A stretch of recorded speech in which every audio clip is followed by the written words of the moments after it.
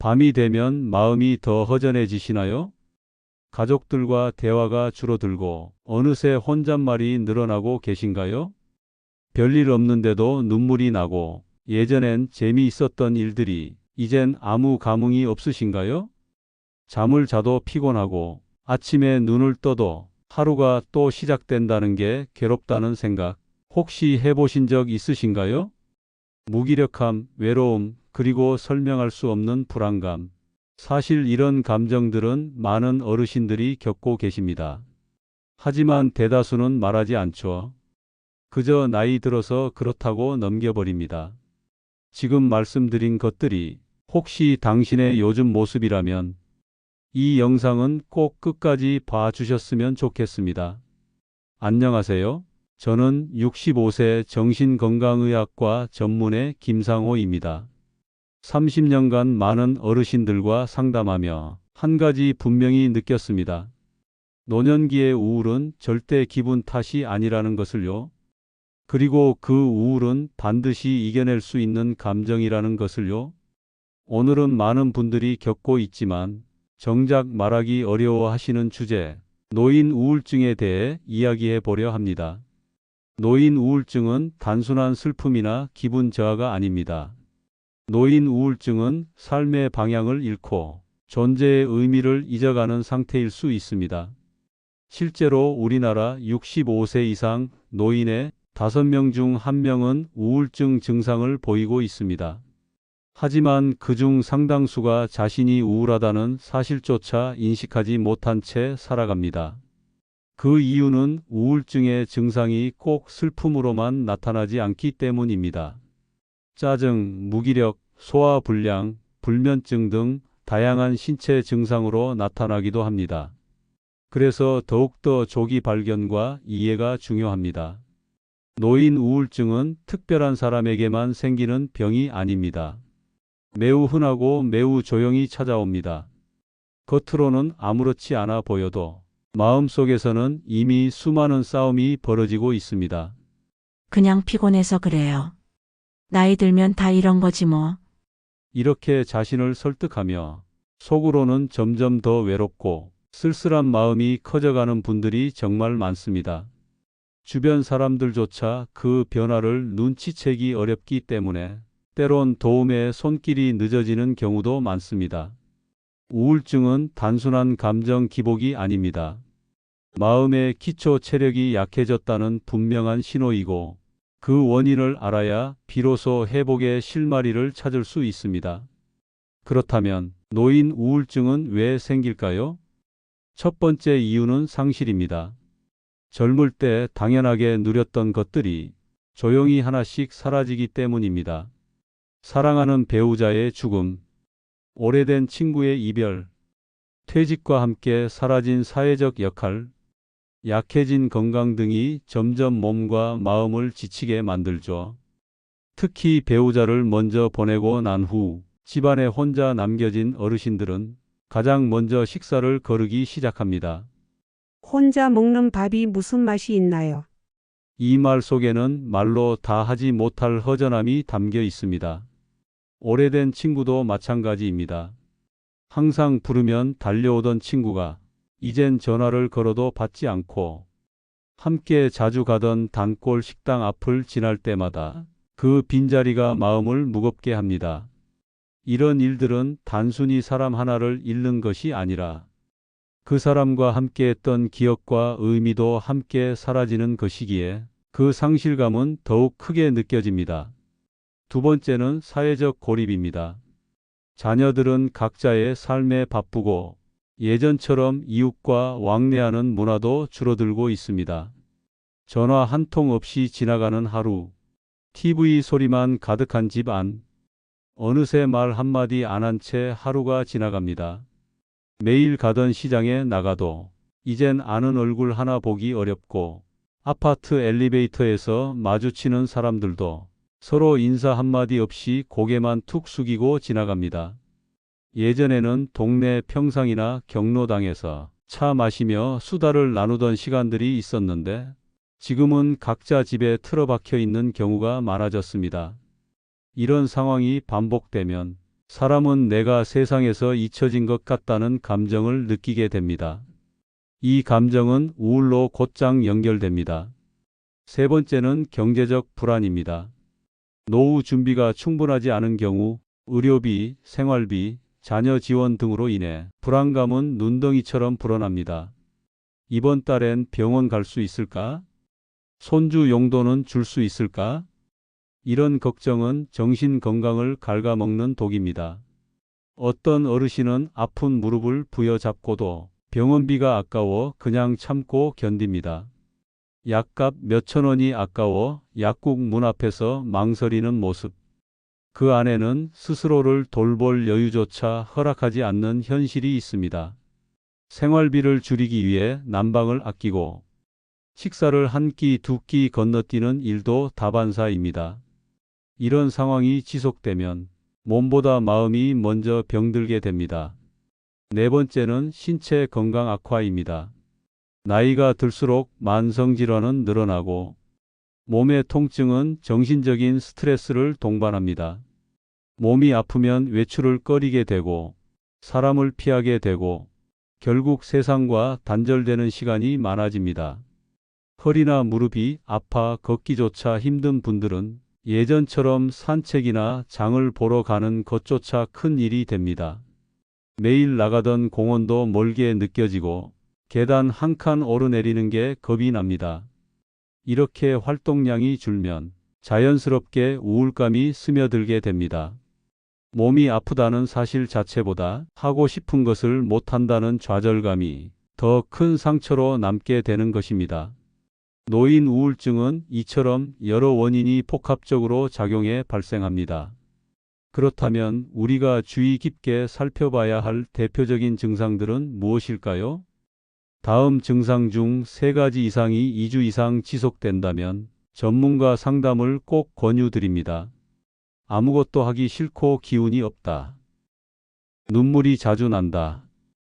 예전보다 짜증이 늘었다. 입맛이 없다. 체중이 줄었다. 밤에 자주 깨거나 너무 오래 잔다. 기억력이 떨어지고 집중이 안 된다. 괜히 죄책감이 든다. 삶이 무의미하다고 느낀다. 몸 여기저기가 아프지만 이유를 모르겠다. 죽고 싶다는 생각이 자주 든다. 이런 증상은 결코 가볍게 넘길 일이 아닙니다. 특히 죽고 싶다는 생각이 자주 드는 경우 그 자체로 매우 심각한 위험 신호입니다. 많은 어르신들이 이렇게 말씀하십니다. 이 나이에 무슨 치료냐? 그냥 참고 넘기면 괜찮아지겠지. 하지만 아닙니다. 노인 우울증은 충분히 치료가 가능한 질환입니다. 실제로 세계보건기구 WHO는 적절한 치료와 생활습관 개선을 병행하면 80% 이상의 환자가 증상 호전을 보인다고 보고하고 있습니다. 이 말은 곧 지금의 우울한 감정이 절망이 아니라는 뜻입니다. 아무리 오랜 시간 마음이 무너져 있었다 하더라도 올바른 방식으로 다가가면 분명히 다시 회복될 수 있다는 것입니다. 의학적으로도 우울증은 충분히 관리 가능한 질환으로 분류되며 특히 노년기에는 주위의 작은 관심과 지원만으로도 눈에 띄는 개선이 나타나는 경우가 많습니다. 중요한 것은 단 하나입니다. 지금의 나를 절대 포기하지 않는 마음, 그리고 아주 작은 실천이라도 오늘부터 시작해보는 용기입니다. 그럼 이제 일상에서 실천할 수 있는 회복 방법 5가지를 소개해 드리겠습니다. 첫 번째, 누군가와 꾸준히 이야기하세요. 말을 한다는 건 내 마음을 바깥으로 꺼내는 일입니다. 그 대상이 꼭 가족일 필요는 없습니다. 친구, 이웃, 마트 직원, 교회 권사님, 누구든 좋습니다. 누군가와 이야기하는 시간을 갖는 것은 우울증 예방의 가장 확실한 방법 중 하나입니다. 특히 혼자 사는 어르신들의 경우 하루 동안 단 한마디도 하지 않고 지나가는 날이 반복될 때가 많습니다. 이런 날이 길어지면 말뿐만 아니라 생각의 흐름도 멈추고 감정 표현에 서툴러지고 점점 더 외로움에 익숙해지는 자신을 발견하게 됩니다. 하지만 매일 5분이라도 말을 나누게 되면 뇌는 활발히 움직이고 마음은 내가 존재하고 있구나 라는 감각을 되찾게 됩니다. 실제 사례로 제 환자인 80대 어르신 한 분은 혼자 사니까 목소리 쓸 일이 없다며 TV에 나오는 뉴스 앵커에게 말을 건넸다고 하셨습니다. 오늘 날씨가 춥다는데 옷 따뜻하게 입으셨나? 이렇게 혼잣말이라도 하면 왠지 내 마음이 다독여진다는 겁니다. 저는 그분께 그럼 차라리 아침마다 라디오 방송 듣고 거기다 대고 말 걸어보세요 라고 제안했습니다. 몇 달 후 그분은 정말 라디오를 들으며 오늘 노래는 좋네. 이건 좀 시끄럽네. 하며 자신의 감정을 표현하는 습관이 생겼고 예전보다 표정이 훨씬 밝아졌습니다. 중요한 건 누군가가 내 말을 들어준다는 감각입니다. 직접 대화가 어렵다면 전화 통화, 목소리 편지, 심지어 반려동물과의 교감도 좋습니다.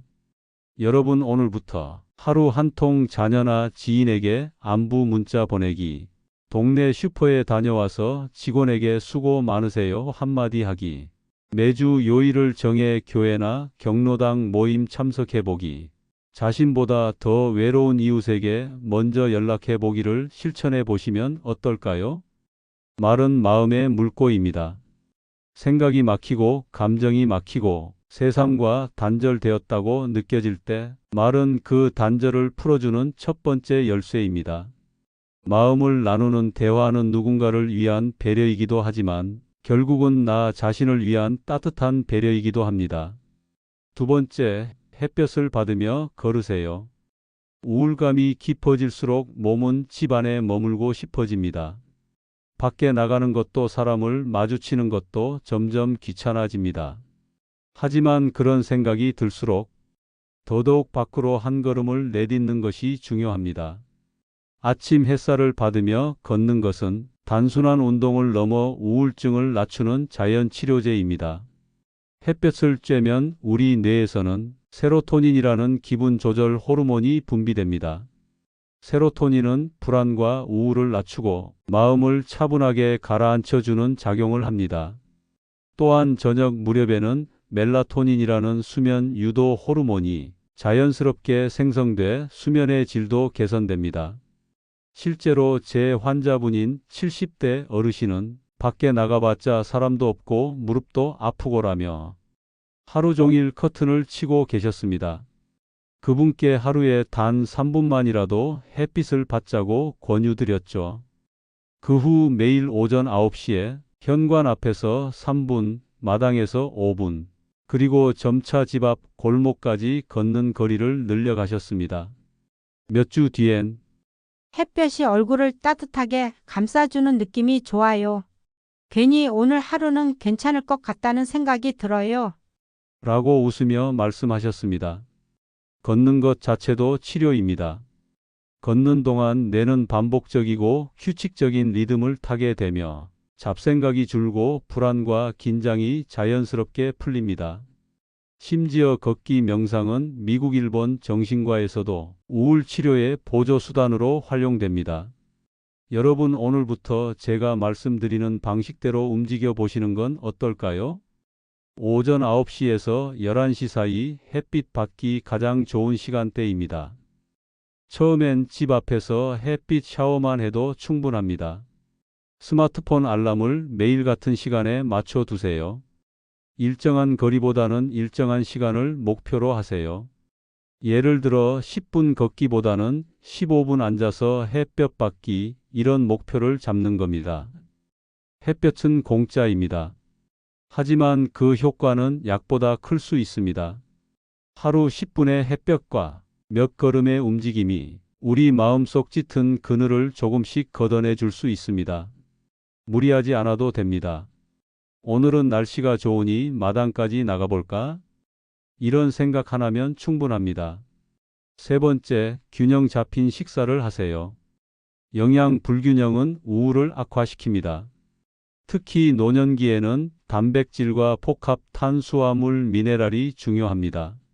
잡곡밥은 혈당을 천천히 올려주고 뇌에 필요한 에너지를 안정적으로 공급해 줍니다.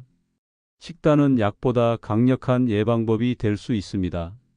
어떤 분은 밥맛이 없어서 라면으로 때운다고 하셨는데 그렇게 되면 몸은 더 피곤해지고 기분도 처지게 됩니다. 조금만 신경 써서 식단을 관리하면 몸도 가벼워지고 마음도 가벼워집니다. 식사는 단순히 영양이 아니라 자신을 돌보는 태도입니다. 네 번째, 작은 취미를 만들어 보세요.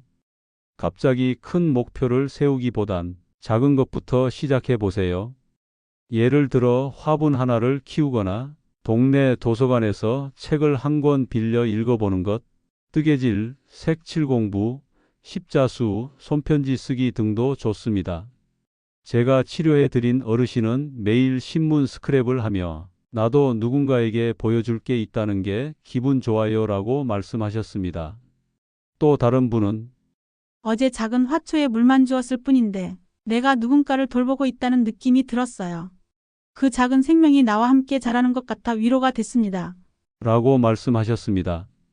또 사진 촬영이나 댄스 같은 예술적 취미도 노인 우울 예방에 효과가 있다는 연구가 있습니다. 일본 국립장수의료연구센터의 조사에 따르면 악기, 노래, 댄스, 사진, 서예 등 예술문화 활동을 가진 고령자는 비예술 활동자보다 우울 발병 위험이 약 20% 낮았다고 합니다. 뿐만 아니라 영국 UCL 연구팀의 국제 메타 분석에서는 취미를 가진 사람이 우울 증상 감소, 행복감 및 삶의 만족도 증가, 자신의 건강에 대한 긍정적 평가, 이 모든 항목에서 더 우수한 결과를 보였습니다. 취미는 단순한 시간 채우기가 아닙니다. 작지만 의미 있는 활동은 내가 나를 돌본다는 느낌, 내 안에 살아있는 삶의 흔적을 선물해 줍니다. 주말마다 가볍게 정원 5분 산책, 카메라 들고 동네 풍경 찍기, 집에서 조용히 찻잔에 차를 우려내는 시간 같은 마음 돌보기의 시간은 우울과 외로움을 잊게 하고 우리 삶의 안정적이고 건강한 중심을 잡아줍니다. 다섯 번째, 감사 일기를 써보세요. 매일 단 한 줄로도 괜찮습니다. 오늘 내 마음을 웃게 만든 한 가지를 적어보는 습관이 중요합니다. 예를 들어 오늘 고양이가 내 발치에 고개를 비비고 와서 기뻤다. 예전에 읽었던 시 한 구절이 떠올라 마음이 따뜻했다. 이처럼 소소한 순간을 기록하는 것만으로도 내 마음이 작은 위안을 받습니다. 이게 왜 효과가 있을까요? 여러 연구에서 확인된 결과를 보면 감사 일기를 꾸준히 작성한 사람은 우울 불안 증상이 평균 6에서 7% 감소하고 삶의 만족도는 5에서 7% 증가했습니다. 고혈압이 있는 79세 여성 대상 연구에서도 감사를 자주 느끼는 사람은 사망 위험이 9% 낮아졌다는 결과가 나왔습니다. 만성 통증 노인 연구에서는 감사 수준이 높을수록 스트레스, 수면 불량, 우울 증상들이 눈에 띄게 줄어드는 현상이 확인됐습니다. 또한 정신병원에 입원 중인 노인 대상 연구에서도 2주간 매일 감사 일기 쓰기를 수행한 결과 우울 점수는 줄고 행복감은 높아졌습니다. 78세 어르신 한 분의 사례입니다. 아침에 일어나서 창문 열었더니 따뜻한 햇살이 반갑게 들어왔어요. 그 순간 오늘도 살아있구나라는 생각이 들었습니다. 그분은 그날부터 매일 한 줄씩 기록했고 그게 없으면 하루가 허전하더라 라고 말했습니다. 몇 주 후에는 감정의 기복이 줄고 마음속 상처가 덜 아프게 느껴진다고 하셨습니다. 감사 일기는 단순한 기록이 아니라 나를 위로하고 마음의 안정감을 가져오는 내 안의 치료제입니다. 작지만 꾸준한 이 습관은 어두운 마음을 조금씩 환하게 밝혀줄 거예요. 이처럼 마음을 돌보는 작은 습관들은 생각보다 큰 변화를 만들어냅니다. 실제로 이런 방법들을 통해 우울감을 이겨낸 분들의 이야기도 있습니다. 그중 한 분의 이야기를 들려드릴게요. 78세 할머니 한 분이 계셨습니다. 남편을 먼저 보내고 하루 대부분을 침대에서 보내셨습니다. 아무도 날 찾지 않아요. 이젠 뭐 살아있어도 그만인 것 같아요. 저는 그분께 제안 드렸습니다. 매일 아침 전화 한 통, 감사 일기 한 줄, 10분만 집 앞 돌기, 이걸 꾸준히 한번 해보세요. 몇 달 후 그분은 웃으며 이렇게 말씀하셨습니다. 선생님, 나 요즘은 이 시간에 산책 나가는 게 기다려져요. 우울증은 이렇듯 작은 시작에서부터 회복될 수 있습니다. 그리고 이 영상을 보고 계신 당신, 혹은 당신의 부모님, 형제자매, 이웃이 어느 날 문득 외롭고 지치고 마음이 가라앉는 순간을 겪고 있다면 지금 필요한 건 거창한 위로가 아닙니다. 당신은 혼자가 아닙니다. 이 한마디가 누군가의 하루를 살릴 수도 있습니다. 이 영상이 바로 그 마음을 대신 전하는 작은 다리가 되었으면 합니다. 바로 옆에 있는 사람에게, 혹은 지금 가장 그리운 누군가에게 따뜻한 말 한마디 건넬 수 있는 용기가 되기를 바랍니다. 우울증은 혼자 견디는 것이 아닙니다. 함께 알아보고, 함께 나누고, 함께 이겨내야 할 문제입니다. 혹시라도 이 정보가 주변 누군가에게 필요할 것 같다면 조용히 공유 한번 부탁드립니다. 나도 살고 옆 사람도 사는 정보, 그것이 천천정보의 마음입니다. 이 영상이 도움이 되셨다면 좋아요와 구독 버튼을 눌러주세요. 작은 클릭 하나가 앞으로 더 많은 분들께 따뜻한 정보를 전하는 데 큰 힘이 됩니다. 앞으로도 천천정보에서는 건강, 디지털, 경제 생활에 도움되는 정보를 정성껏 전해드리겠습니다. 감사합니다.